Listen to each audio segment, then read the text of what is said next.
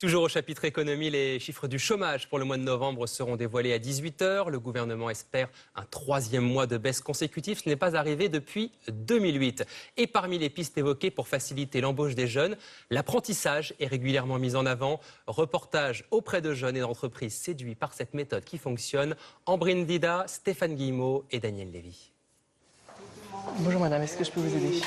Dépenser, oui. À 19 ans, Benoît Bardin a tout d'un fleuriste comme les autres. À une différence près, il est apprenti. Il partage son temps entre l'école et l'entreprise. 10,80 € s'il vous plaît. Conseil, vente, mais aussi préparation de bouquets. Benoît, quand vous aurez fini vos rôles, vous mettrez sur un centre de table Oui. un modèle un petit peu pour les fêtes, avec un peu de sapin, de la cannelle.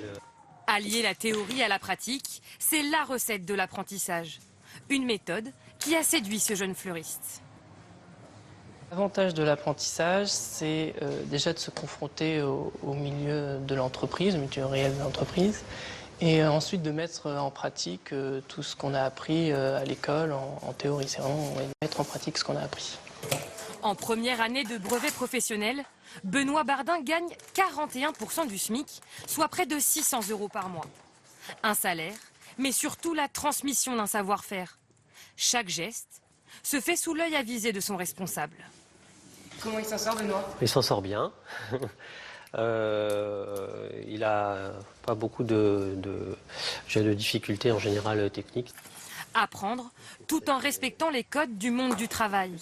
Un apprenti est un salarié à part entière. Ils sont salariés en formation. Je pense que c'est ce qui définit vraiment un apprenti, c'est-à-dire qu'il suit le rythme de travail des autres, il fait les mêmes tâches que les autres, parce que le but du jeu, c'est qu'au final, au bout d'une année ou 2 années, il soit capable de faire la même chose que les autres. Avec à peine 400 000 contrats signés cette année, la filière attire de moins en moins.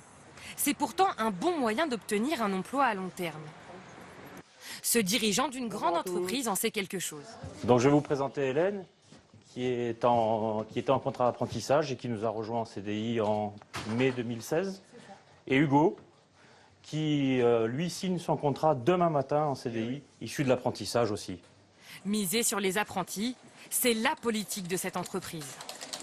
Et le grand avantage, c'est qu'ils sont déjà dans le bain, si j'ose dire. Et donc, mécaniquement, leur intégration se fait plus facilement et leur montée en puissance, on va dire, dans l'entreprise est mécaniquement accélérée.